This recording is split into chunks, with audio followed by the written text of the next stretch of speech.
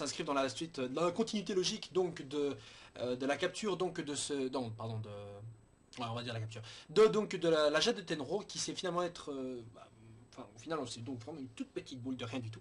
Mais donc dans tous les cas on apprend surtout que au final cette petite boule n'est pas si inoffensive que ça. Au final c'est un trésor qui est visiblement à capturer, en fait qui a absorbé beaucoup d'énergie maléfique, beaucoup d'énergie magique et maléfique, et qu'en gros ce truc est assez instable et en gros apparemment le toucher ferait tout exploser au point de détruire tout Magnolia.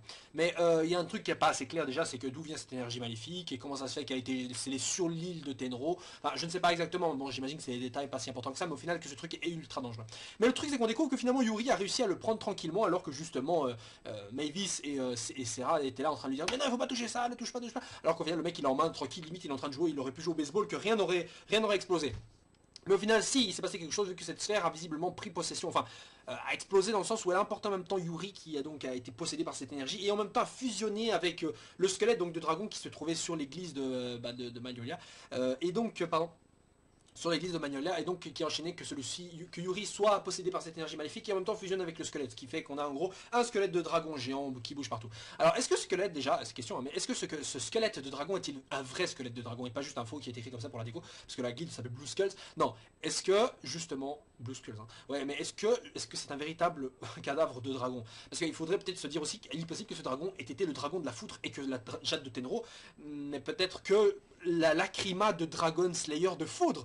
Alors c'est ce que quelqu'un avait théorisé il y a pas très longtemps et je me suis dit peut-être qu'il a raison, peut-être que ce dragon, le truc qui s'appelle Blue Skull, ce n'est pas vraiment un Blue Skulls, enfin en tout cas qui s'appelle Blue Skulls mais qui est en gros un squelette, mais que ce squelette appartient à un dragon qui était le dragon de la foudre et qu'il y a un lacrima de dragon de foudre qui a été créé et qui a en même temps j'imagine absorbé de l'énergie maléfique de je ne sais où. Et voilà, et c'est peut-être pour ça que ça n'a pas explosé quand Yuri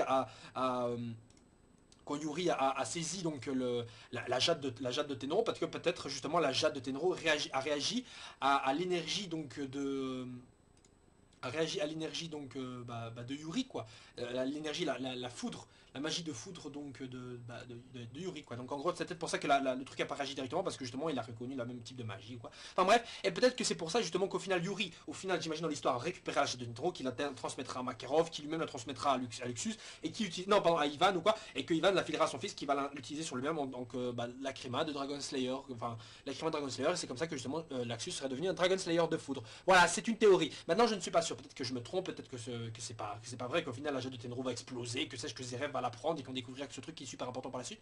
Je ne sais pas encore.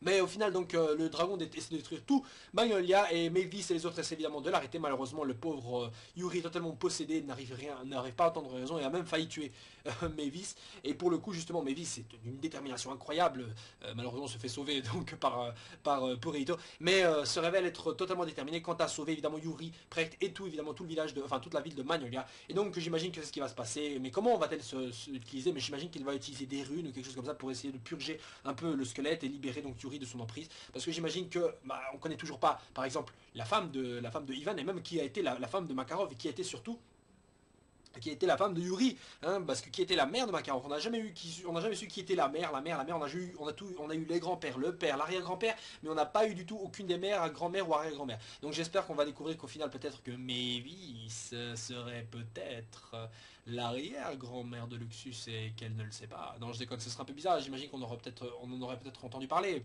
mais ça expliquerait pourquoi est-ce que justement ils ont tous les yeux blonds, enfin les yeux blonds pardon. Putain les yeux blonds, excusez-moi, je suis fatigué, les yeux blonds. Non, peut-être pourquoi ils ont les yeux bleus pardon, voilà, et qu'ils ont aussi des cheveux blonds un peu comme Mavis qui a c'est vrai les cheveux blonds et les yeux bleus ou verts, non les yeux verts en fait, je ne sais même plus en fait. Bon peu importe, mais dans tous les cas qu'en gros peut-être qu'il y a des traits communs ou alors c'est parce que c'est à cause de Yuri, mais ce serait intéressant de voir que peut-être ils descendent de Mavis, que Laxus descend de Mavis, ce serait intéressant à voir, mais bon, je me trompe peut-être, mais ce serait évidemment intéressant parce que j'imagine que beaucoup de fans sont là en train de se dire ouais on aimerait que Yuri termine avec Mavis, on aimerait aussi que Zeref termine avec Mavis, il y a beaucoup de choses qui sont encore possibles. De toute façon Mavis ça va revenir dans l'histoire principale, ça y a pas de doute, ce qu'on a vu justement l'humaine histoire, on a vu que c'était le corps tout nu. Excusez-moi, ça m'a toujours sourire. Le corps tout nu de Mavis, emprisonné donc dans ce cristal, et je me suis dit forcément qu'à un moment donné, elle va juste reprendre possession de son corps, et donc qu'au final, elle va revenir, qu'elle va revenir à l'état où elle était. Maintenant, comment c'est arrivé? J'imagine que ça, on le saura bientôt, parce que la création de Fairy Tail est dans 10 jours, 3 jours, je sais plus si on se rappelle le chapitre précédent ou encore avant, je sais plus. Mais voilà. Donc, qu'est-ce qu'on apprend aussi surtout, c'est que bah, Mavis et Purito sont, Purito et Yuri sont déjà très forts avec de la magie, arrivent à se débarrasser d'une dizaine, quarantaine, cinquantaine, voire d'une centaine de mecs à eux deux. Hein, il faut savoir aussi que Purito était très doué avec la magie, mais je ne sais pas s'il s'est souvenu qu'en gros il a rencontré Zeref dans sa jeunesse. Ça, je ne sais plus du tout. Il n'y a jamais eu aucun signe qui était là pour le prouver. Mais c'est assez marrant de voir un foreshadowing aussi géant, surtout dans ces chapitres un peu flashback comme ça, c'est toujours très amusant à voir. Ouais, sur ce les gens, on se retrouve la semaine prochaine pour... Non, pas la semaine prochaine, mais le mois prochain pour le prochain chapitre de Fairy Tail 0, si celui-ci est pas trop vite. Sinon on attendra encore le prochain chapitre encore après, parce que j'aime pas faire des vidéos qui sont un peu trop vite niveau contenu. Je trouve que ça fait un peu blabla pour rien limite. Mais bon, voilà, sur ce, on se retrouve la semaine prochaine. J'imagine que comme je l'ai dit, pardon, le mois prochain, et comme je l'ai dit, Mavis va sauver Yuri en utilisant des runes, ce qui va le purger et un peu peut-être le pouvoir de l'amour et l'amitié. Voilà, sur ce, ciao ciao. Zou.